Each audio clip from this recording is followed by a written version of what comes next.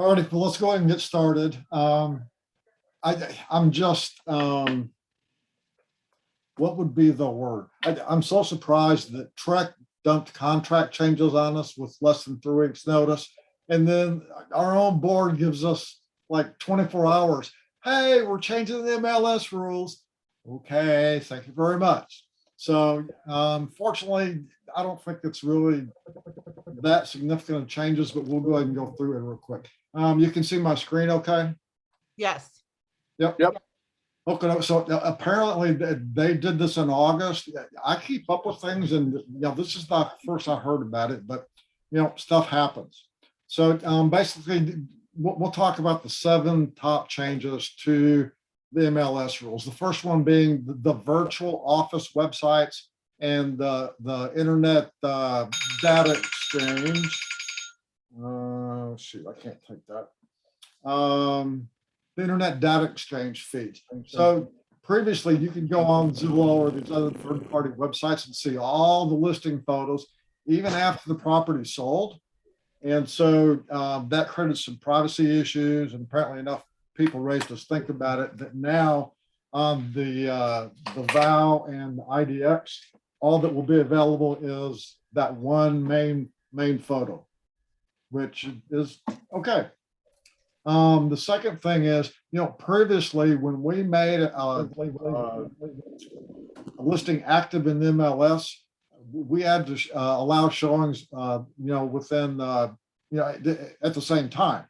So now they've changed that. I think it's kind of a compromise on the coming soon status that they did away with because it was being abused. So now you can put it active on the MLS, but you don't have to allow showings for 4 business days. So that's an okay change. The third thing is that they've changed it from calendar days to business days. So, except for the weekends and postal holidays, anytime days are mentioned, MLS rules, they're referring to business days there. Make sense? Yes. Yep. So they're going to change their orientation and their training to reflect these changes that they've implemented effective today. And then there's this new set of compliance rules that go into effect and all these new categories.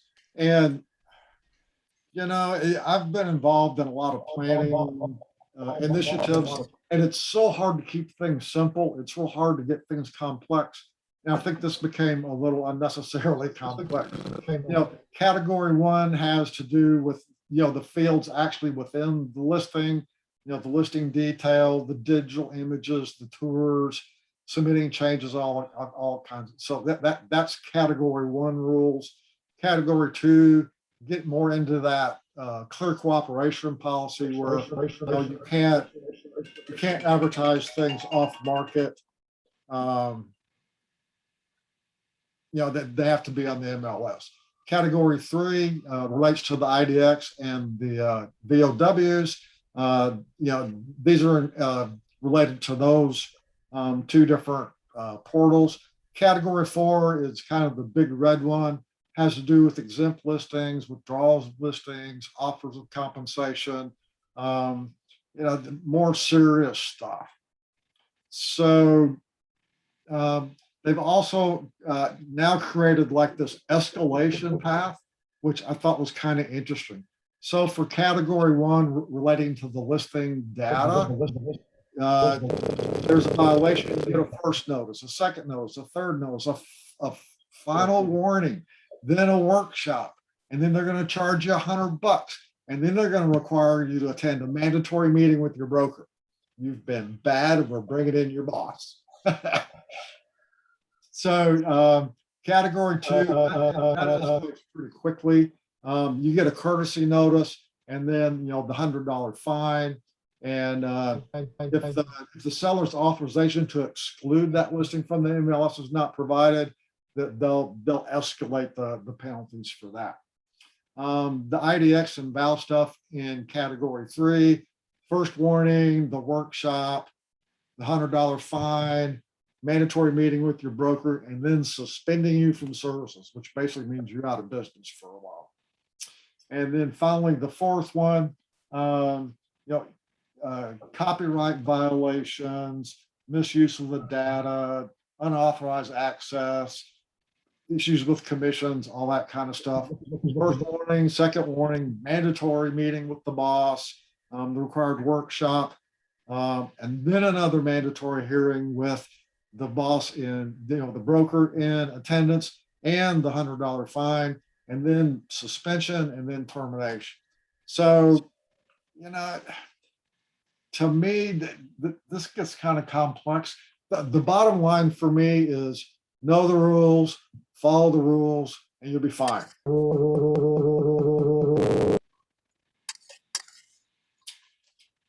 And then the final of the big seven of the changes, that they're adding this to the farm and ranch clear cooperation policy as well. So any questions about those changes? So on number one, so you can't find what a house has sold for now? Like, you used to be able to click into history and it would say house sold, was listed at 550, it sold for 750, whatever. You can't see that now? If it's data that's coming from the Austin MLS, and say Zillow's pulling that information, then no, that sales price is not going to be there anymore. But we still have access to it within the Austin MLS, correct? Yes, and quite frankly, when I first read all this, and they said that there's only going to be one photo, I kind of freaked out. It's because I thought it was like system wide. They said, "Oh, great! How am I supposed to do decent comps and do adjustments for condition when I can't see photos of the inside? How's the appraiser going to do his job?" Right. There's a toolkit for brokers, and it talked about how there's only going to be one photo now. It wasn't specific that it's just the virtual office websites and the IDX feed.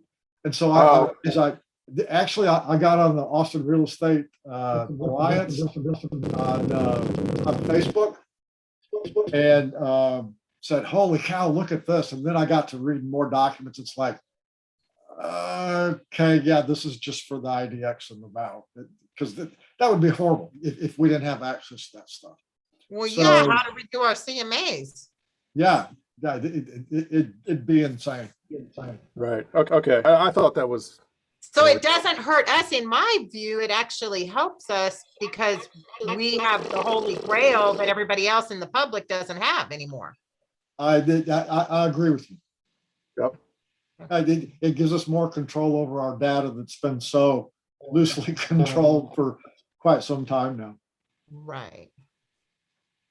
So on the recommendations to brokers, the board is recommending that we as brokers go back and review all the MLS rules. They're not really lengthy. It'd be a good idea for you to carve, half an hour out of your day to review those rules, just to be, just to keep up. We ready to move on? Yep. We're ready to move on. Okie doke.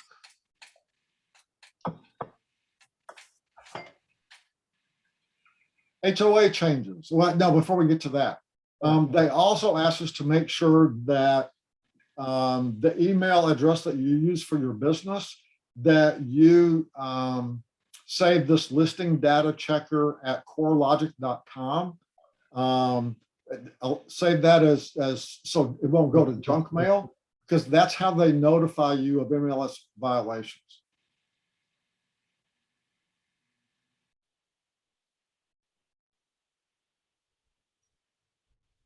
Thank you.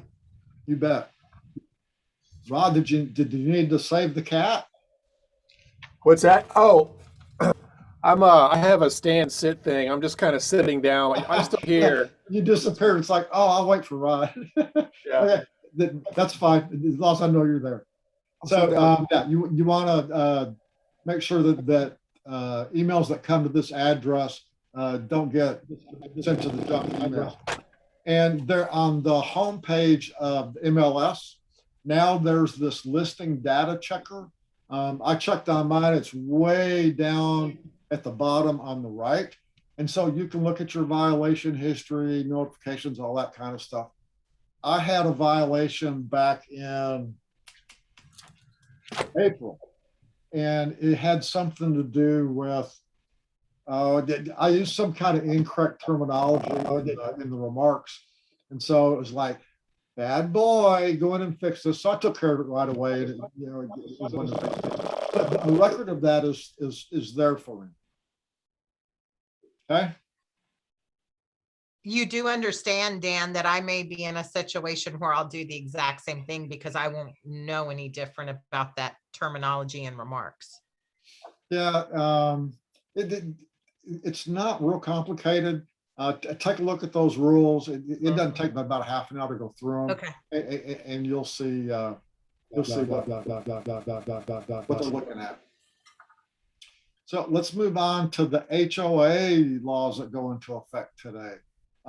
Several HOAs have been contentious for quite some time. So they're trying to get a handle on that.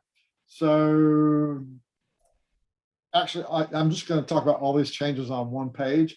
So all the fees for the subdivision information, the retail certificates, and updated retail certificate, these are all the caps. So imagine that's what they're going to charge. So you're looking at, for your typical HOA, probably $450 in transfer fees. So they're Truck's gonna create this central database of all these HOAs with their management certificates in the county records, and they're supposed to have this all done by June of next year. They are now required to maintain websites with their. Oh man, how can I make that stop? You still hearing that feedback?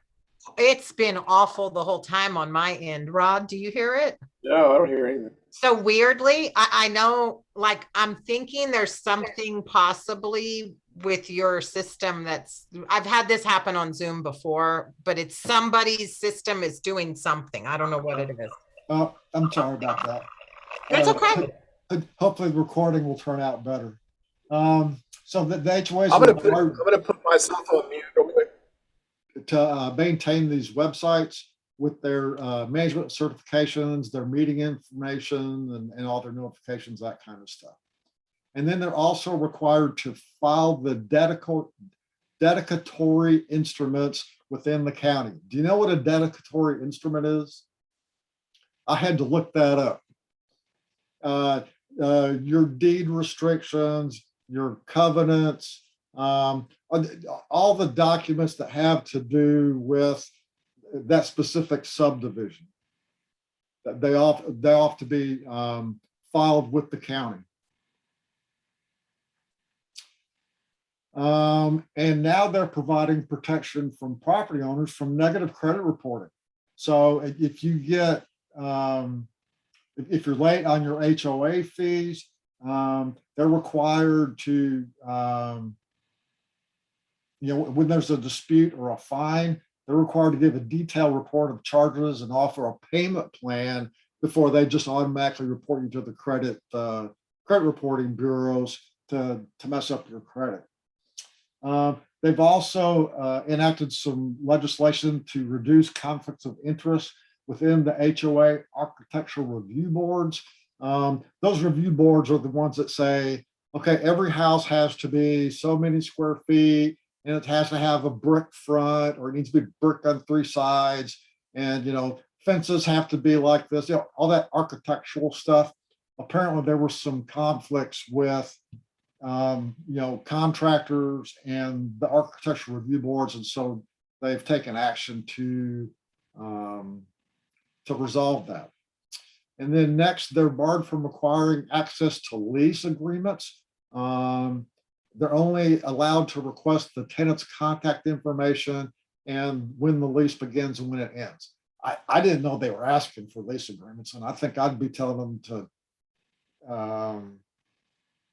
go fly a kite. I had to think a bit of a nice way to say that. Yeah, I guess another nice way to say that is tell them to urinate up twisted hemp.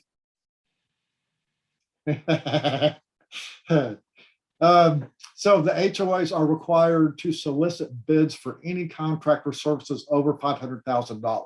They can't just, contract for services with a buddy and get into cronyism and that kind of stuff. So they're now barred from prohibiting certain pool safety enclosures, security measures, and certain religious displays. So it looks like the Christmas decorations might be safe a while longer. And then they're required to provide the members with timely notices and then due process for dispute resolution. We've all heard horror stories of how HOAs have just run amok with, they have substantial power. They can end up taking your property, So I'm glad to see the legislature reel them in a little bit. Wouldn't hurt my feelings to see them reeled in a little bit further. So, like I said, pretty quick and simple. Oh, hi, Diana. What are you doing in California?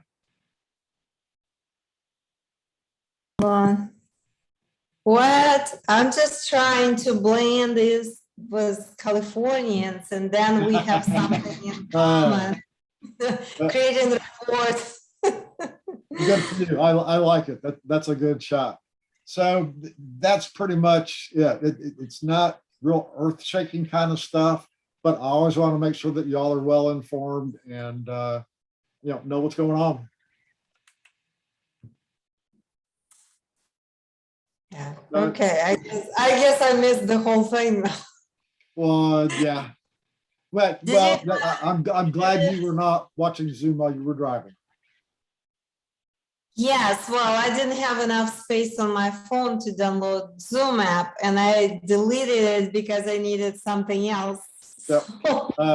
I'll post this on our Facebook page probably tomorrow after I can go in and edit it and clean it up and stuff. And hopefully the audio will be better for CJ so she can, Well, when we all muted, I think nope, there it goes again. because we're not all muted. Yeah. Yeah, I unmuted mine too. Well, my end should get better soon. You're familiar with SpaceX, Elon Musk? Yeah. Yeah. So Skylink is his internet service that will be coming soon.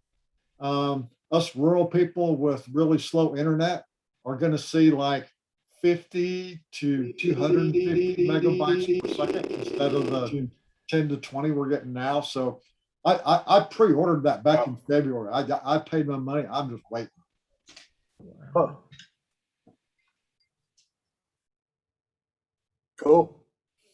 Okie doke. Well, thanks for taking time out to join me this evening. What else do we need to talk about? The Microsoft Excel for real estate. I'm working on that, and we'll probably have that in the next 2 weeks. I'll do a basic introduction into Microsoft Excel, and then show some tools that I've developed to use it to make my life easier. Okay. That would be awesome, Dan. Thank you. Oh, all righty. Well, then I will sign off. Y'all have a good evening. Need anything, don't hesitate to call. Okay. Thanks, man. See y'all guys. All right. Bye.